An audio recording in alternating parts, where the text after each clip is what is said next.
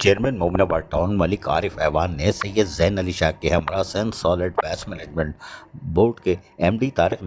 نظامانی سے صفائی ستھرائی عید الاضحیٰ کے موقع پر انتظامات کے حوالے سے ان کے دفتر میں ملاقات کی۔ اس موقع پر ٹاؤن چیئرمین ملک عارف ایوان نے گفتگو کرتے ہوئے کہا کہ ممنوع ٹاؤن کی عوام کو صاف ستھرا اور صحت مند ماحول فراہم کرنے کے لیے بھرپور اقدامات کیے جائیں اور عید الاضحیٰ کے انتظامات کے سلسلے میں